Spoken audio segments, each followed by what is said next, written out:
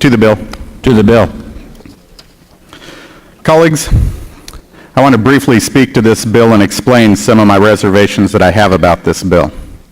I have reservations when we decide through legislation which businesses within an industry will benefit and which ones will exclude. Essentially, we are picking the winners and losers with this bill. Granting several large wineries on exclusive farm use land to open and operate wine stores and full-service restaurants, while both smaller wineries and produce crops, livestock, farms cannot open stores or full-service restaurants, it's unfair and interjects undue influence upon this industry. I know many farmers who would like to open a restaurant on their property to showcase their livestock or open a brewery pub to showcase their hops that they harvest.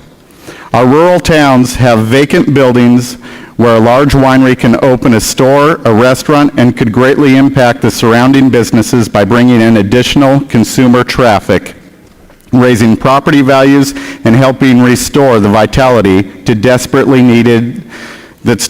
needed in these small towns. Safety concerns can be easily addressed when restaurants and wine stores are within these towns and cities, and we can circumvent some of the dangerous behavior like drinking and driving on our rural back roads. We should either allow all to open and operate stores and restaurants on EFU land or refrain from selecting those large enough to meet this criteria. Colleagues, I have probably more wineries in my district than anybody else. We have a lot of wineries that are doing the right things and abiding by our agricultural land use laws, and they are opening tasting facilities, restaurants in our small communities. We have Dundee, we have Carleton, we have Amity, where these are starting to take place, and they're helping out the communities, they're helping out the schools. These are businesses that are choosing to do the right thing and abide by the laws of the state of Oregon. And they are moving their facilities into town and paying commercial property taxes, which in turn help our communities and our schools.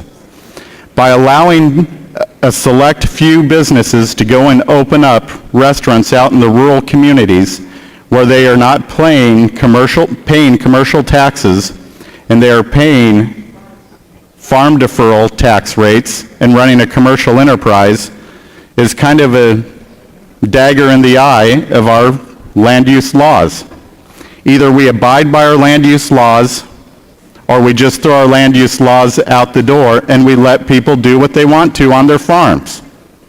So, colleagues, let's either open it all the way up for everyone, or let's not select a few of the larger wineries in this state to profit while we're letting the smaller wineries who are doing the right things and actually trying to open up their facilities in towns and create their restaurants and develop their economies in our communities suffer.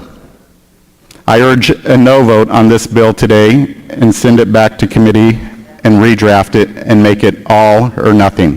Thank you.